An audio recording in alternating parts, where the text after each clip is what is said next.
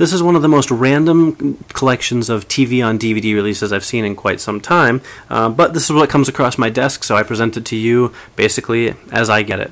First up, we have Cake Boss Season 2. Now, in and of itself, Cake Boss isn't a terrible show, but I think I kind of bristle at the fact that it's just such an unadulterated ripoff of Ace of Cakes. It's basically just Ace of Cakes mixed with Jersey Shore. It's kind of a New Jersey cake bakery that makes crazy cakes, and sort of the personalities of this mob of cake bakers, if you will, and the things that they go through. It's a pretty typical reality television show, and it's not terrible on its own merits, but again, it just sort of to me seems a little bit derivative, as if TLC kind of couldn't come up with anything on their own and just said, hey, let's just copy other people's shows, and this is a good place to start. Now, look, I realize that in reality television, that's pretty much the order of the day, but I just can't get into Cake Boss all that much. I do find the Jersey personalities to be a little bit grating from time to time, but it's not a terrible show, and if you like this kind of television, you can certainly do worse.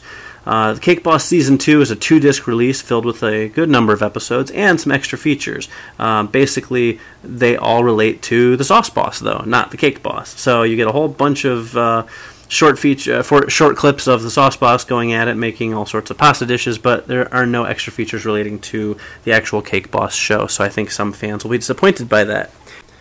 Next up, geared for a slightly younger audience, we have iCarly, I Saved Your Life. This is the latest collection of 5 episodes of the hit iCarly show from Nickelodeon. Now, there's not really much different here from the previous releases, except you only get 5 episodes. That's the same, it's frustrating. I wish Nickelodeon would just get around to doing season sets. I believe they actually have done some season sets for iCarly. It's these little 5-episode releases in between that I find grating. I think they would see that more people would enjoy just buying the episodes in the full seasons and waiting longer rather than getting them in dribs and drabs in these 5-episode releases. But that being said, if you are one of the parents out there buying these for your kids who just can't wait that long, you would probably disagree with me. And if you are one of those parents, what you probably want to know is there are 5 episodes on this collection: I Saved Your Life, I Quit iCarly, I Think They Kissed, I Twins, and I Move Out. Now, what's interesting is that I Saved Your Life and I Quit iCarly are both extended director's cuts of the episodes. Having not seen the originals, I can't tell you what was added to them. I only watched them on the DVD, but I can say that they're a little bit longer than your standard episode, so that is a bonus. In fact, the whole thing, all 5 episodes, runs about 150 minutes, so about 2.5 hours. That's pretty good for 5 episodes. You got to imagine that's a lot longer than usual 5-episode collection is going to run you. In terms of extra features for the disc, you get a behind-the-scenes making of and nothing else. But hey, that's a lot more than you get on a lot of these types of releases. So 2 extended episodes and a making of. I guess you get a little bit of bang for your buck, although I still recommend waiting for the full season collection at the end of the season. Next up, we have the Jeff Dunham Show from Comedy Central. And Jeff Dunham is this interesting guy. Most of you have heard him. He's a stand-up comedian that uses these ventriloquist dummies. They're very interesting looking. They have their own sort of unique style. I can't quite describe them to you. If you haven't seen them, you should definitely Google them and see what they look like. Dunham's a pretty funny guy. I don't necessarily love the whole sort of setup with these dummies and the characters that they represent. It's not my favorite thing in the world, but it's clear that Dunham has a good sense of humor. So the set's sort of a hit or miss for me. I definitely laughed sometimes, but I can't say it's the type of thing I'm going to pop in really often or go back to visit or show other people, say, hey, you've got to check this guy out. So that being said, if you're a fan of Jeff Dunham, you do get the Jeff Dunham Show DVD includes an unedited sketch and some behind-the-scenes making-of material and some bloopers, and it runs about 155 minutes, so a little over 2.5 hours. Again, a pretty good bang for your buck for a single DVD release. So that's the Jeff Dunham Show. It's kooky and crazy and weird and wacky and occasionally funny. Next up, we have the Bing Crosby television specials. This is a pretty interesting set. I don't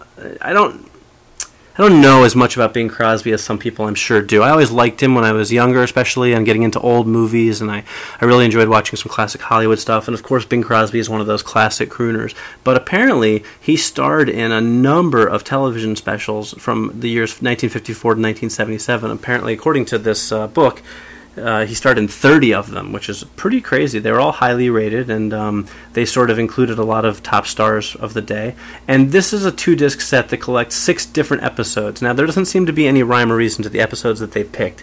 There's one from 1954, one from 1959, one from 1962, one from 1970.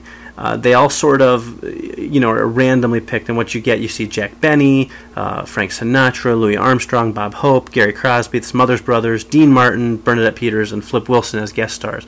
Now, so you get those 4 episodes, and on top of all that, there are a number of bonus features, including a 1952 film called Faith, Hope, and Hogan, which features Bing Crosby and Bob Hope.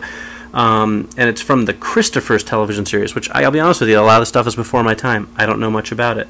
There's also Bing's first color television appearance from 1954, a rare 1962 TV interview from Hawaii, a 1964 commercial for a copying machine, actually, with Bing Crosby, and an Australian TV interview from 1967. So this is really sort of a great release for like fans of classic old Hollywood and old television stuff. You get a lot of the big name stars of the day. Frank Sinatra, of course, is a big get, and really you get a lot of Bing Crosby. If you like Bing Crosby, you really can't pass this release up. It's got a lot of rarities, kind of these great interviews, and the copy machine commercial stuff that's really just, you're never going to find it anywhere else. I doubt some of the stuff you'd even find on the internet. So if you like Bing Crosby, or you like that kind of old classic Hollywood stuff, I definitely recommend checking this one out.